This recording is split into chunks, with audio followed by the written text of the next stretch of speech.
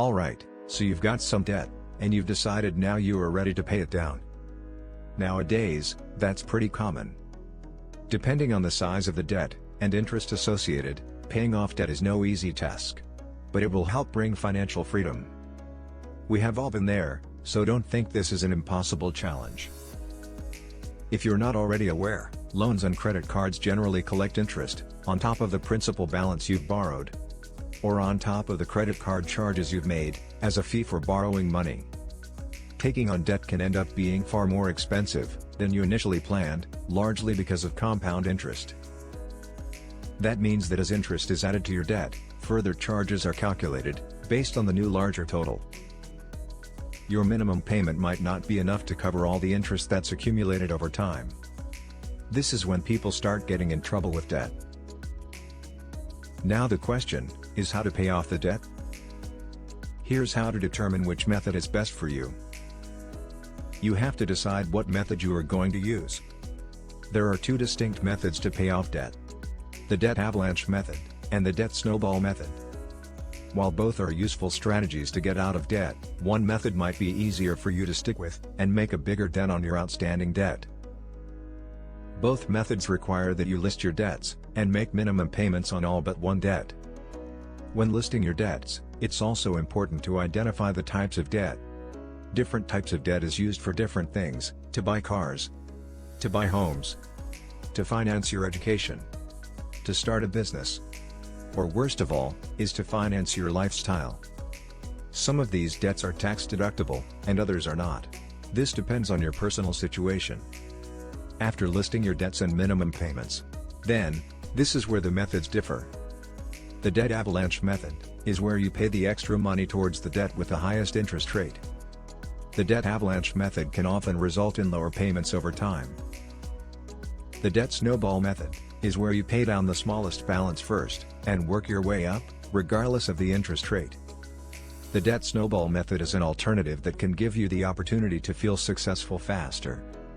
However, when compared with other debt pay-down strategies, the Debt Avalanche method has the potential to save you the most money, by limiting costly interest charges. Here's how to make it work for you. The Debt Avalanche method eliminates your most expensive debts first, earning you returns on your money more quickly. Think of it this way. Say you have a student loan that carries a 6% interest rate annually. When you pay it off, your budget earns back the equivalent of that interest, since you're no longer making payments on the debt. When you get rid of debts using the Debt Avalanche method, you stop the growth of compound interest, and will save the most in interest by attacking those debts with the highest interest first. Here's an example of what the Debt Avalanche method could look like. Let's say you have 3 credit card balances: $10,000 at 15% APR, $2,000 at 20%, and $7,000 at 22%. Using the Debt Avalanche method, you'd pay off the $7,000 balance first, even though it's not the largest, because it has the highest interest rate.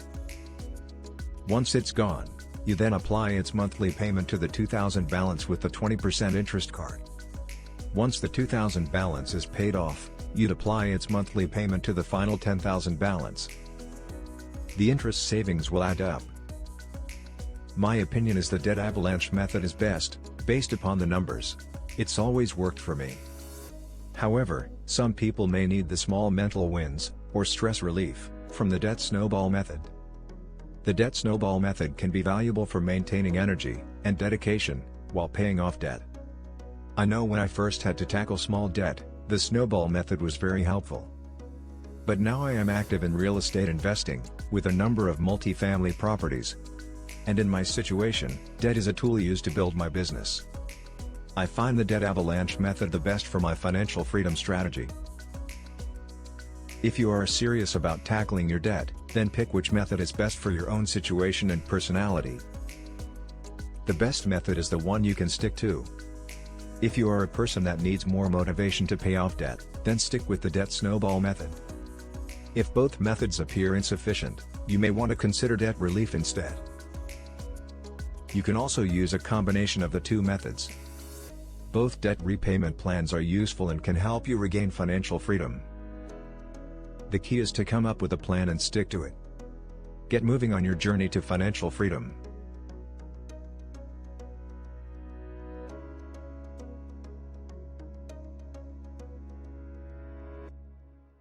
Thanks for watching this video. Please don't forget to hit the like and subscribe button below.